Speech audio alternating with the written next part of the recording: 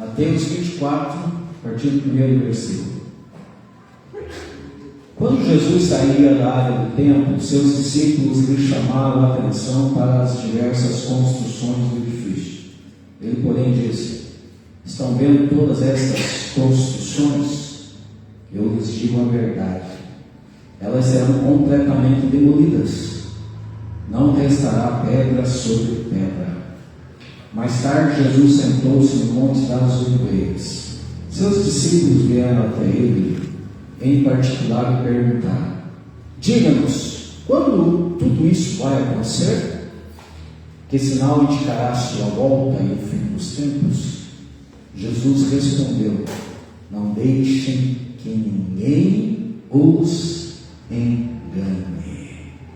Não deixem que ninguém os engane. Amém, gente? Pode sentar. Sinais dos tempos, ou tempo do fim. Queridos, este assunto aqui está registrado nos 3 evangelhos sinóticos.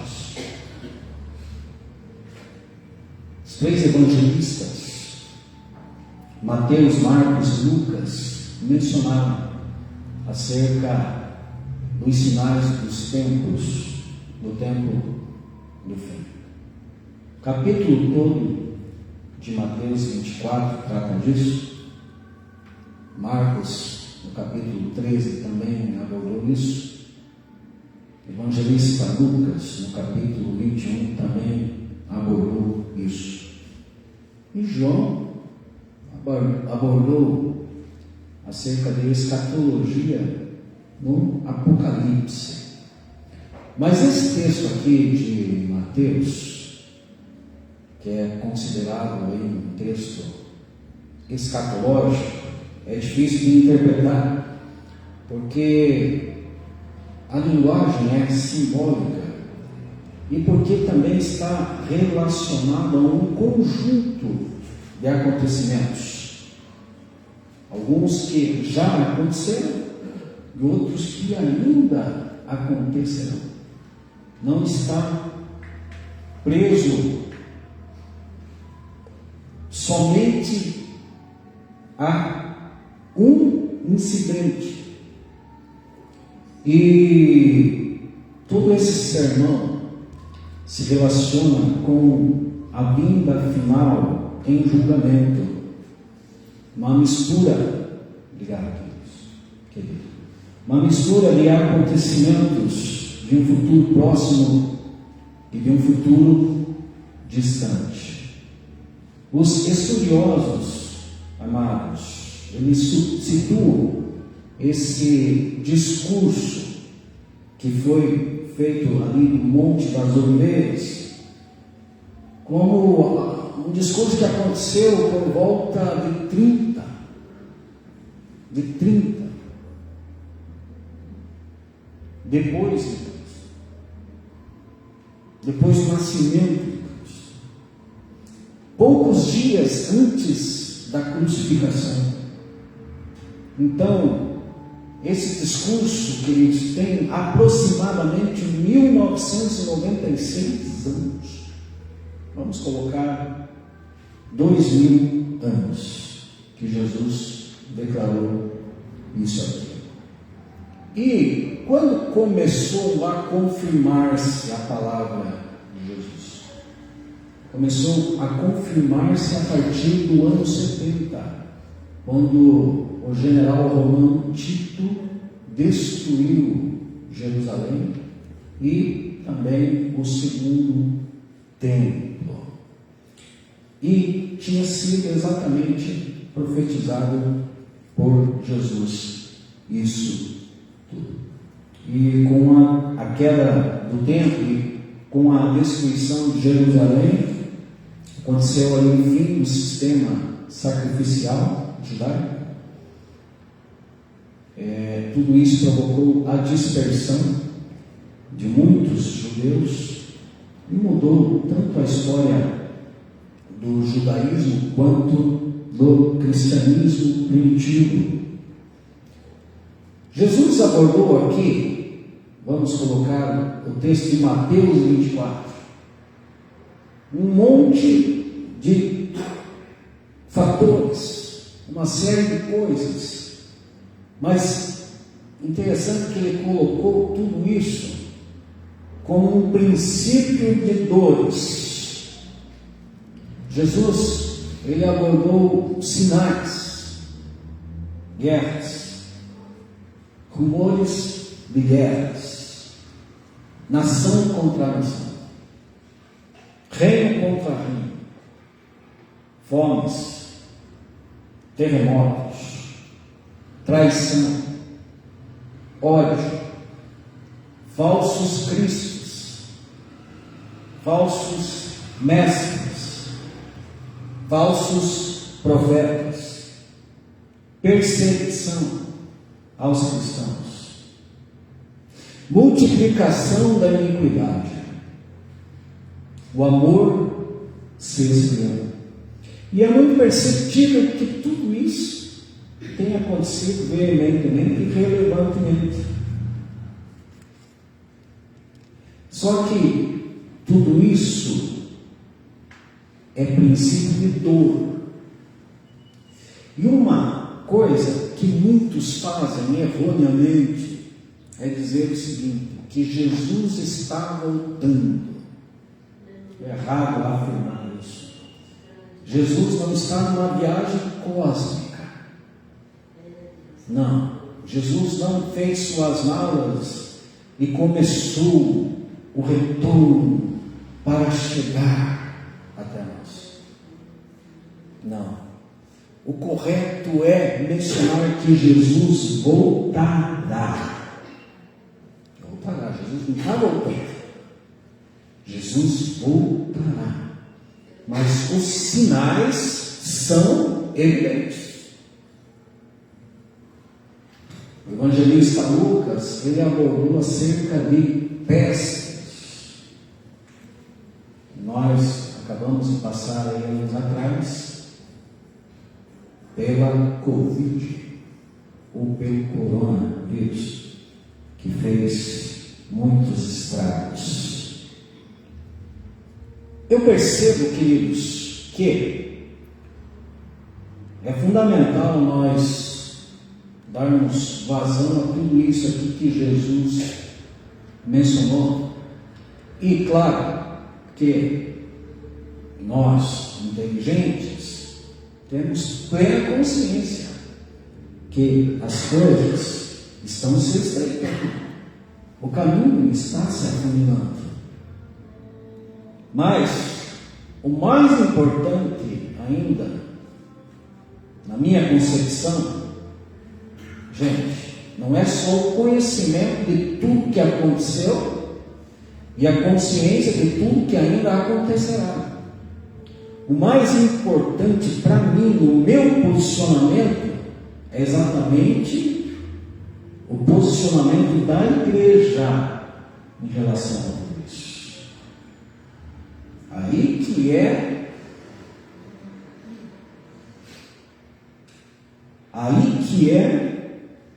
vital, porque é assunto de vida ou morte. E gente, os três evangelistas sinóticos, Mateus, Marcos e Lucas, eles mencionaram praticamente as mesmas coisas, mas foram enfáticos. Não se sabe quem foi base para quem, se Marcos foi base para Mateus ou Lucas, ou se Lucas foi base para Mateus e Marcos. Não se sabe quem. É mais provável que o evangelista Marcos, por ser o evangelho mais antigo, tenha sido base para Mateus e Lucas. Só que os três mencionaram o primeiro tópico aqui que eu quero abordar com vocês. Não deixe que ninguém os engane. Isso está registrado em Mateus 24, 4.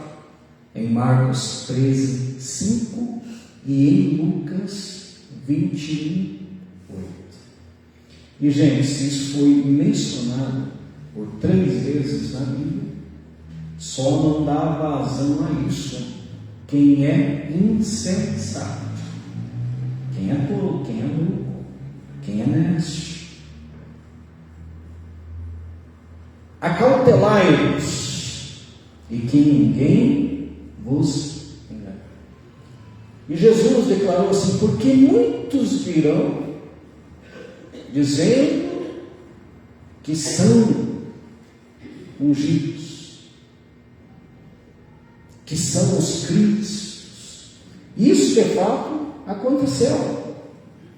Um homem chamado Simão Bar Kokhba foi reconhecido como o Messias por muitos judeus, inclusive por um rabino muito famoso ali em Israel, no começo da igreja, e a sua revolta contra Roma terminou um desastre muito grande. Um outro cidadão lá chamado Moisés decreta, viveu no século V, ele prometeu abrir o mar Vermelho para conduzir o povo novamente a Israel depois da dispersão. Muitos o seguiram, entraram no mar e morreram. Um homem chamado Zabatai Zevi, que viveu de 1626 a 1676, foi um dos mais famosos falsos messias da história. Ele ganhou seguidores em todo o mundo judaico, mas depois converteu-se ao islamismo, pressionado ali pelo Império Turco ou pelo Império Otomano. Um outro homem chamado Jacob Frank, que viveu de 1726 a 1791, ele apresentou-se como o sucessor desse Zabatai Zevi e foi considerado messiânico por seus seguidores, entre outros, entre muitos que se disseram falsos cristos. Agora, queridos, nós como igreja é necessário nós termos muito cuidado com o espírito de engano pertinente que anda solto por aí. E nesse sentido, é muito evidente que muitos estão sendo enganados. Abra comigo 1 Timóteo 4, 1. 1 Timóteo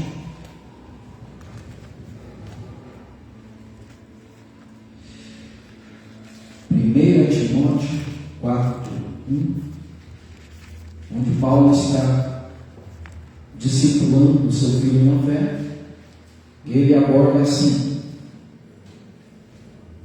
o Espírito afirma claramente que nos últimos tempos alguns se desviarão da fé, dando ouvidos a espíritos enganadores e a ensinamentos de demônios, que vêm de indivíduos hipócritas e mentirosos, cuja consciência está morta. Penso eu, queridos, que nós, povo de Deus, precisamos ter muito cuidado com tudo aquilo que nós ouvimos. Esses dias eu estava conversando com alguns pastores e eu tenho aquela concepção exatamente por já ter uma ideia formada, uma ideia fixa. Nós precisamos ouvir tudo, peneirar e reter o que é bom. Mas aquilo, queridos, que é extra bíblico, que é baseado, fundamentado em visão de homem, se torna muito perigoso. Muito perigoso. E nesse sentido, muitos estão seguindo até teologias que estão fundamentadas em opiniões e teses e visões de homens. eu não me canso de afirmar o seguinte: uma vez eu ouvi de um professor meu o seguinte: a palavra é de Deus, mas a teologia é dos homens. E queridos, a quem nós precisamos dar credibilidade? A palavra de Deus. A palavra de Deus. Somente esta palavra está realmente respaldada pela vontade de Deus, pelo coração de Deus e por aquilo que Ele tem simplesmente para o seu povo, que não é nada complicado. Não é nada complicado. Quem complica tudo é o homem. E Paulo está alertando aí o seu filho na fé, que era um jovem pastor, a ter muito cuidado, porque o espírito enganador está por aí. O demônio, o diabo, a serpente, continua a agir de maneira a influenciar o povo, fazendo com que o povo se desvie do propósito primordial de Deus. Tem um outro texto aqui que eu gostaria que você abrisse, que está em 2 Tessalonicenses. Vamos lá. 2 Tessalonicenses, capítulo 2, diz assim. É muito importante nós fazermos essas leituras para entendermos. Agora, irmãos, vamos esclarecer algumas coisas a respeito da vinda de nosso Senhor Jesus Cristo e de nosso encontro com Ele. Não se deixe abalar nem assustar tão facilmente por aqueles que dizem que o dia do Senhor já começou. O dia do Senhor vai chegar. Vai chegar. Os sinais são claros. Mas Paulo está aconselhando aqui para que nós tenhamos cautela, prudência, discernimento, sabedoria em relação a tudo isso. Não acreditem neles, mesmo que afirmem ter recebido uma visão espiritual. É necessário ter muito cuidado com esses que ficam por aí entregando visão, visagem, revelação, revelamento, profecia ou profetada. É necessário ter muito cuidado. Eu não me deixo levar por muitas falácias que eu tenho contemplado nesses últimos dias. Gente, não acreditem neles, mesmo que afirmem ter recebido uma visão espiritual, uma revelação ou uma carta supostamente enviada por nós. Não se deixe enganar pelo que dizem, pois esse dia não virá até que surja a rebelião e venha o homem da perversidade. Acerca disso aqui, teremos que ficarmos muito tempo aqui para esmiuçarmos. Eu não tenho todo esse tempo. Então, vamos ler aqui por cima. Seria até o caso de nós aprofundarmos no assunto acerca deste homem aqui da perversidade, aquele que traz destruição. Ele se exaltará e se oporá a tudo que o povo chama de Deus e a todo objeto de culto, e até se sentará no templo de Deus e se fará passar por Deus. Não se lembram de que eu lhes falei disso tudo quando estive? E vocês sabem o que está detendo, pois ele só pode ser revelado quando sua hora chegar. Pois essa perversidade já opera secretamente e permanecerá em segredo até que se afaste aquele que a detém. Então o homem da perversidade será revelado, mas o Senhor Jesus o matará com o sopro de sua boca e o destruirá com o esplendor de sua vida. Quem glorifica ao Senhor por isso? Esse homem virá para realizar o trabalho de Satanás, com poder, sinais e falsas maravilhas, e com todo tipo de mentira perversa para enganar. Espírito de engano. Jesus falou: cautelai-vos. Não permitam, não deixe que ninguém nos engane. E o que Paulo está dizendo aqui?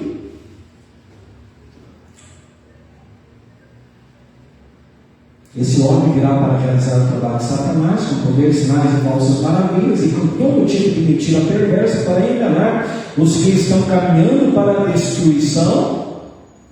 E quanto a esses que estão caminhando para a destruição? Por quê? Pois se recusam a amar e aceitar a verdade, que os salvarei. Quantos e quantos, infelizmente, já estão adentrando nesse barco furado e não estão dando vazão à verdade? Já existe uma influência, queridos, por aí. Já existe um espírito de engano. Agora, eu volto a perguntar: a quem nós estamos dando ouvidos? Quem são os nossos influenciadores? Quem são? Os nossos mentores. Muitos e muitos estão se recusando a amar e aceitar a verdade que os salvaria. Portanto, Deus fará que sejam enganados e eles crerão nessas mentiras. Então serão condenados por ter prazer no mal, em vez de crer na verdade. É para nós lermos um texto desse todos os dias e ficarmos alertas e vigilantes em relação a tudo isso, e pedirmos para Deus esclarecer os nossos corações. Até que ponto esse texto tem a ver com o meu coração, tem a ver com a minha vida, tem a ver com a minha caminhada diante de Deus. A palavra é o espírito de engano, é uma realidade, mas o meu coração em relação a tudo isso. Se você abrir aí, quiser abrir em 1 João 4, o homem do Apocalipse, ele também abordou algo aqui aí na sua epístola muito importante. 1 João 4, ele declarou assim: amados, não acreditem em todo espírito, mas ponham à prova para ter a certeza de que o Espírito vem de Deus, pois há muitos falsos profetas no mundo. Olha aí, gente. Olha aí. Amados, não acreditem em todo espírito, mas ponham à prova para ter a certeza de que o Espírito vem de Deus, pois há muitos falsos profetas no mundo. Eu creio piamente no ministério profético, no dom de profecia. Eu creio, diferentemente dos reformados, eu creio que a igreja é visitada pelo dom da profecia.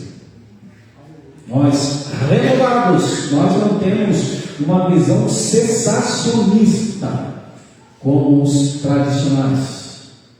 Se não me engano, Fabiano já foi tradicional, né? Mais alguém aqui foi tradicional? Igreja presbiteriana do Brasil, mais alguém? Só o Fabiano? Nós, a renovada, nós somos uma igreja pentecostal. E quem glorifica ao Senhor pelo Espírito Santo que atua na igreja? Não, quem glorifica ao Senhor pelo Espírito Santo que atua na igreja? Não, eu vou repetir mais uma vez. Quem acredita que o Espírito Santo atua na igreja hoje? Com dons espirituais. Mas assim como existem os verdadeiros profetas, que têm o respaldo da palavra de Deus, existem os falsos profetas. Isso, gente, é muito trivial. Em qualquer canto você se depara com gente profetizando, que você percebe que aquilo ali não tem nada a ver com a palavra de Deus, que verdadeiramente vem a edificar a igreja. Por quê? Vamos dar uma vazão àquilo que Paulo falou à igreja de Éfeso. A igreja de Éfeso. Abra aí comigo, se você quiser. Efésios 4. Paulo está trazendo aqui uma palavra à igreja. E Ele declarou assim, Efésios 4, a partir do versículo 11. Ele designou alguns para apóstolos. A igreja reformada não crê no apostolado hoje em dia. Outros para profetas. Quem é o profeta na igreja reformada? É aquele que abre a palavra e prega, que não profetiza pelo dom de profecia. É assim que funciona, mas nós entendemos diferente. Ele designou alguns para apóstolos, outros para profetas, outros para evangelistas, outros para pastores e mestres. Eles são responsáveis por preparar o povo santo para realizar sua obra e edificar o corpo de Cristo. Qual é a missão do profeta? Vamos deixar o apóstolo lá, né? Do profeta, do evangelista, do pastor, do mestre. Eles são responsáveis por preparar o povo santo para realizar sua obra e edificar o corpo de Cristo. O profeta chamado por Deus tem essa missão. Não é aquela coisa de, no final do culto, ficar sendo usado lá em revelação. Deus me revela aqui, não sei o que lá, isso, aquilo. Alguém que está com dor nas costas, alguém que está com dor de cabeça, você, isso, aquilo. Gente, isso é uma coisa muito complicada. Isso é uma coisa muito complicada. Por quê? Qual é a voz profética hoje para a igreja? Qual é a missão do profeta? Eles são responsáveis por preparar o povo santo para realizar sua obra e edificar o corpo de Cristo, até que todos alcancemos a unidade que a fé e o conhecimento do Filho de Deus produzem e amadureçamos, chegando à completa medida da estatura de Cristo. Então não seremos mais imaduros como crianças, nem levados de um lado para o outro, ou seja, não seremos mais enganados. Acautelai-vos que ninguém nos engane. Falsos cristos, haverão falsos profetas. Existe a verdadeira voz profética, e a verdadeira voz profética sempre vai ter o respaldo de Deus para chamar o povo à conversão e ao arrependimento. Se você ler toda a Bíblia de capa a capa, você vai perceber que o tempo todo os profetas usados por Deus foram chamados principalmente para chamar o povo ao arrependimento. Todos. Chamados para trazer uma palavra de norte, de direção, de juízo de Deus, de mudança de vida e de conduta. Moisés foi um verdadeiro profeta, e o tempo todo ele foi boca de Deus para o povo. E o povo não foi dando ouvido à voz profética. O que foi acontecendo com o povo? Existia ali um espírito de engano e jeito, porque o coração do homem é enganoso e perverso. Mais do que todas as coisas. Quem não conhece nada? Agora cabe a mim e a você ser obedientes à verdadeira voz profética, que tem todo o respaldo da palavra de Deus. E todo profeta que se levanta da parte de Deus para falar conosco, se tiver respaldo da palavra de Deus, e se for uma palavra de confronto, podemos receber o que vem no coração de Deus, porque o Pai sempre está disponível e disposto a corrigir os seus filhos. E, gente, então não seremos mais imaturos. O chamado de Deus para a sua igreja é nós chegarmos a um nível de maturidade e não continuarmos na mediocridade, na criancice, na infantilidade, como aqueles que vão na igreja só à disposição. Meu Deus, eu preciso da minha vitória. Não, você vem na igreja porque você está inserido na igreja e porque você tem uma missão como igreja. E você está na igreja, e aquele que começou uma boa obra certamente a aperfeiçoará. Quem está nessa disposição de ser aperfeiçoado pelo Espírito de Deus. Não seremos mais imaturos como crianças, nem levados de um lado para o outro, empurrados por qualquer vento de novos ensinamentos. E também não seremos influenciados quando nos tentarem enganar com mentiras astutas. Preste bem atenção a quem você está dando ouvidos hoje em dia. Preste bem atenção. Peça discernimento a Deus. Se aquilo que vem de um coração humano para você tem o respaldo da palavra, receba.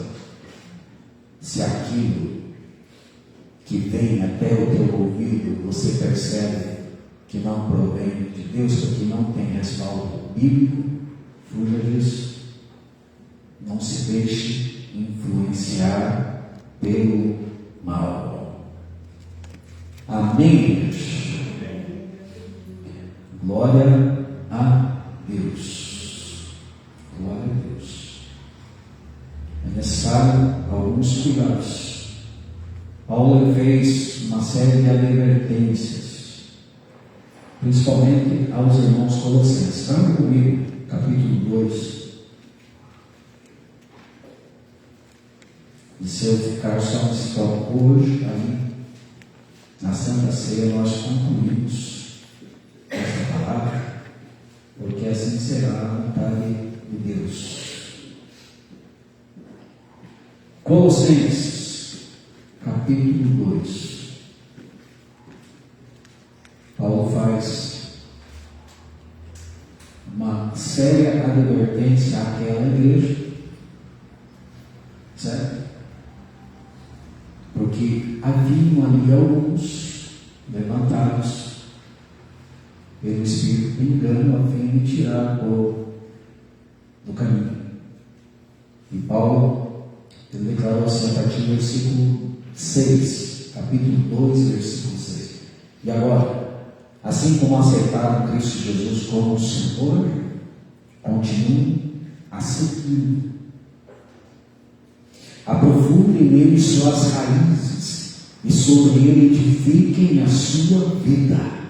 Quem está nessa disposição de edificar a sua vida na palavra de Jesus Cristo? E sobre ele edifiquem a sua vida. Então sua fé se fortalecerá na verdade que lhes foi ensinada, e vocês transbordarão de gratidão. Olha, gente. Olha que conselho pertinente de Paulo aqui à igreja. E que não foi somente aos irmãos lá de Colossos, mas a todos nós. Não permitam que outros os escravizem com filosofias vazias e invenções enganosas provenientes do raciocínio humano, com base nos princípios espirituais deste mundo e não de Cristo. Pois ele habita em corpo humano toda a plenitude de Deus. Portanto, porque estão nele, o cabeça de todo governante e autoridade, vocês também estão completos. Gente, eu tenho ouvido muito um filósofo chamado Nietzsche, Friedrich Nietzsche, e como eu tenho sido abençoado em ouvir as palavras acerca desse filósofo. Só que, como eu já declarei, nós precisamos ouvir e reter o que é bom. Tenho ouvido muitas palavras, e Nietzsche, ele teve algumas decepções na sua vida, mas foi um homem extremamente inteligente, falava 7 idiomas, estudou grego desde muito cedo, aos 24 anos já era professor, e ele foi adentrando numa área onde ele se isolou exatamente por pensar demais e se revoltar com tanta mediocridade e vaidade humana. Mas ele chama as pessoas a se libertarem individualmente, abordando que não existe um caminho, e que o único caminho a ser seguido é o caminho do teu próprio conhecimento, nem se for o caso de você se isolar do mundo e viver dentro do teu mundo e da tua realidade, sabendo quem você é, porque você chegou nesse nível de verdadeiramente saber quem você é acerca da triste realidade humana. Só que uma das coisas que me chocou é que ele abordou que não existe um caminho, sendo que Jesus, o tempo todo, ele nos mostrou que ele é o caminho. Agora, queridos, a quem nós vamos dar razão? A um homem, super, mega, hiper intelectual, que, segundo ele, se encontrou e tentou chamar muitos e muitos a um despertamento, ou aquele que indicou um caminho de volta para casa? Paulo, ele abordou de uma maneira muito sábia acerca daquele que é digno de toda a credibilidade, a quem nós devemos dar ouvidos de verdade. E, queridos, sendo que Moisés, ele abordou que acerca de Jesus nós devemos dar ouvidos a ele, o próprio Deus respaldando ali, Jesus mencionou que nós devemos dar ouvidos a Jesus. E Jesus declarou: eu sou o caminho, a verdade e a vida, e ninguém vai aparecer na porta. Ou seja, quando nós damos vazão àquilo que ouvimos, que é proveniente da boca de Jesus, aí sim não tem engano, queridos. Porque Paulo, escrevendo e ensinando Timóteo, lá em 1 Timóteo 3,16, ele abordou acerca da pessoa de Jesus em relação ao Nietzsche. Nietzsche morreu em 1900, e não tem nenhuma confirmação de que ele ressuscitou, mas o nosso Jesus Cristo morreu e ressuscitou. E nós temos essa plena convicção. Por isso nós vivemos e por isso nós servimos. E, queridos, Paulo falou assim: aquele que for manifestado na carne, justificado pelo Espírito de Deus, contemplado por muitos, pregado entre as nações, crido no mundo e recebido na glória, a esse eu adoro. A esse eu adoro. Nenhum outro homem é igual a Jesus Cristo, e por ele, somente por ele, nós podemos ser influenciados e jamais seremos enganados. Amém? Não se deixe enganar, acautelai-vos e que ninguém nos engane. Quem fica com esse primeiro toque na nossa noite? Vamos colocar em pé.